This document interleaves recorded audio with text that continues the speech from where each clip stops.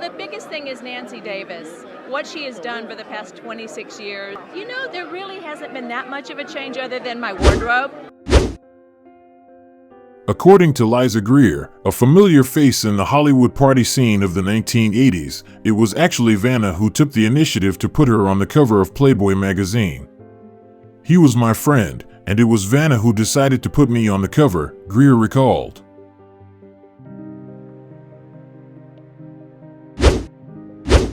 Greer also shared a memorable moment at the Playboy Mansion, where dim lighting, cigarette smoke, and disco music echoing around the pool created an atmosphere that felt frozen in time.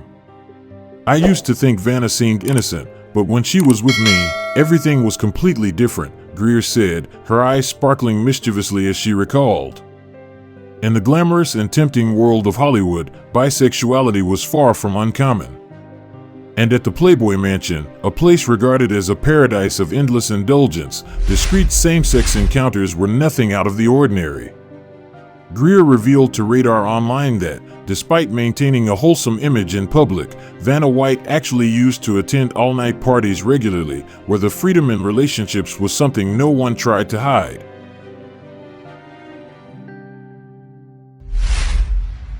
Before becoming television's beloved darling in the eyes of the public, Vanna White was once engaged to John Gibson, the actor best known for his role as Jerry Kman in The Young and the Restless. With his rugged, masculine charm, Gibson graced the cover of Playgirl in 1975 and was considered a true sex symbol of the decade. The Vanna-John pairing was often described as the embodiment of a perfect Hollywood romance, dazzling, like something out of a dream. Liza Greer recalled what seemed like an ordinary evening when Vanna invited her over to her house. John, ever the gentleman, had stepped out to buy cigarettes and drinks. But the moment the door closed, everything changed. "No explanation was needed," Greer said, her voice blending nostalgia with surprise. "She was incredibly captivating, and the connection between us was irresistible. Everything happened instinctively." According to Greer, that night wasn't just a fleeting impulse. It was a profound experience, one in which Vanna exuded a sensual confidence that could only come from experience. "She wasn't innocent, and she didn't hesitate," Greer recounted. "She knew exactly what she was doing." For Greer, the feeling was like discovering a volcano smoldering beneath a blanket of snow, intense, unexpected, and utterly undeniable.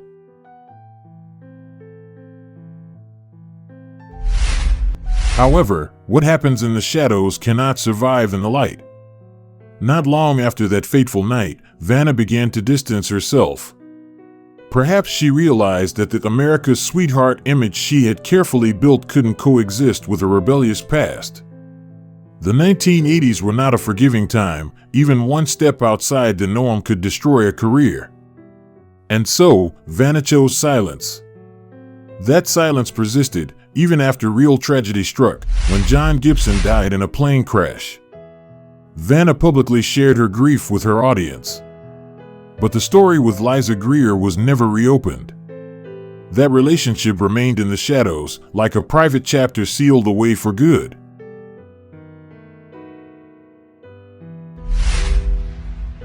Today, in a society that has become more open and compassionate, Vanna White's journey stands as a reflection of the price of fame during an era steeped in judgment. She was not just a television icon, she was once a young woman forced to choose between her true self and the image the world demanded of her. And she wasn't alone. Many other women in the entertainment industry at the time had to bury their identities just to survive the harsh rules of the game. A recent documentary by ND has begun to shed light on the darker side of the Playboy Mansion, a place not only of glamour and parties, but also a stage for untold stories. In the dazzling landscape of 1980s Hollywood, where fame could buy everything, from silence to oblivion, choosing to stay silent was no longer a sign of weakness. For Vanna White, it was the survival instinct of a woman stepping into a brutal world, a world where vulnerability had no safe haven. One of the most shocking revelations from behind the scenes at the Playboy Mansion is a secret ritual called Pig Night. The name might sound like a joke, but it was a very real event, held weekly under the direction of Hugh Hefner. This was no ordinary party, but a carefully orchestrated series of acts designed to serve desire, all cloaked in fame, luxury, and absolute power.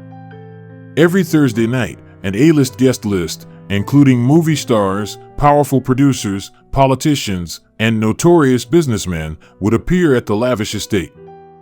Women were selected from elite brothels, not just to satisfy physical desires, but to become pawns in a calculated game of dominance, where male ego was worshipped like a deity.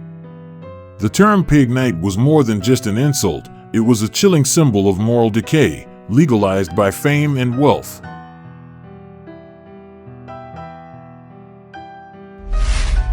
Names like Jack Nicholson, Rod Stewart, and Sylvester Stallone were often mentioned as regular guests, not just attendees, but integral parts of the ecosystem that kept the curtain of secrecy tightly drawn. For some, it was liberation. For others, it was the reason to quietly withdraw, leaving behind whispers that never became words. Liza Greer, a living witness and insider, exposed these truths for the first time in her memoir You'll Never Love in This Town Again. She spoke of sleepless nights, hollow stares, and the feeling of being chosen that made her feel estranged from her own identity. Vanna White was also mentioned in several of the stories as a glimpse into the true cost of fame. Before becoming the familiar face of Wheel of Fortune, Vanna was just a young girl, alone in late 1970s Los Angeles, with nothing but a fragile dream. With no support and too ashamed to ask her father for money, she agreed to pose for provocative photos, not out of rebellion, but out of the need to survive. Those photos, long buried in the past, resurfaced just as the spotlight found her. And in a single night, she was no longer seen as a promising game show host, but as the nude photo girl bold enough to stand under the bright lights of primetime television.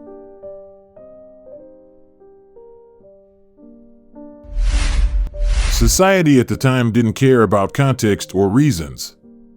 Hollywood was quick to overlook the scandalous pasts of powerful men, yet it wasted no time in boxing women in for a single youthful mistake. Vanna was one of them. But there was one thing the spotlight could never dim: resilience. She didn't write tell-all books, nor did she speak out in defense of herself. Vanna chose silence. Through thousands of televised episodes, with nothing more than a steady smile, she delivered the strongest response possible, not just surviving, but rising above, standing tall, and becoming a television icon for over 3 decades. The past may never fully fade. Some doors may never be reopened. But Vanna White proved one thing: sometimes, a steadfast smile is all it takes to weather a storm of judgment and force the world to look again, this time with a completely different kind of respect.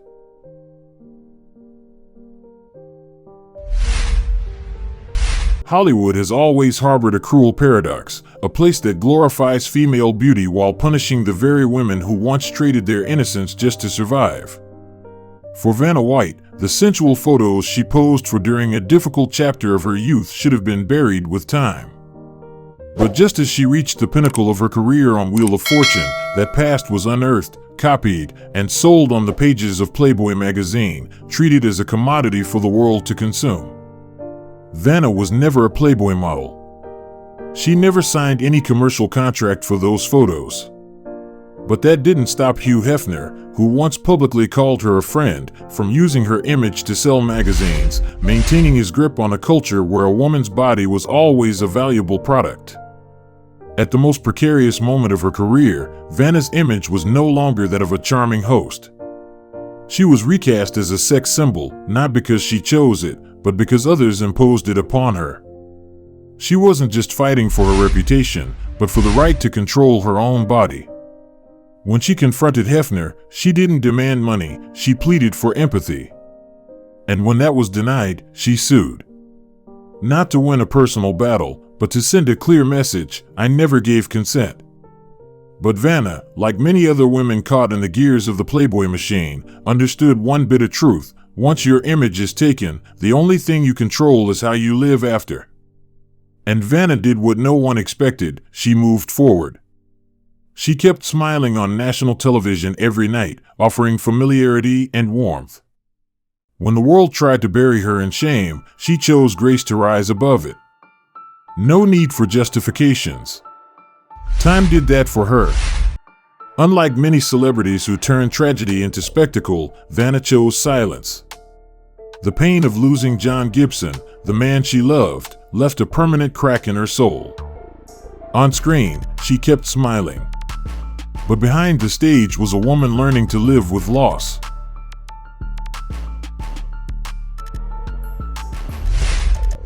The brief romance with Sylvester Stallone, once sensationalized by the press as something out of a movie, was in truth just a fleeting moment, an instinctive reaction to fill a void. Vanna never used her relationships to boost her fame. Perhaps that's why she later chose to keep her private life guarded, a kind of quiet that has become increasingly rare in a world where every personal moment is easily dissected and exposed. At a time when it seemed even pain could be commercialized, George Santopietro entered Vanna's life like a gentle breeze. No headlines, no tabloid scandals, just stability. The marriage between a film producer and America's beloved TV host was not only a dream come true, but a symbol of rebirth for a woman who had once lost everything.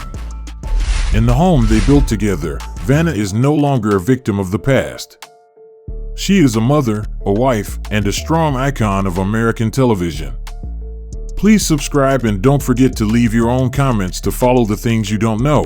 Thank you and see you in the next video.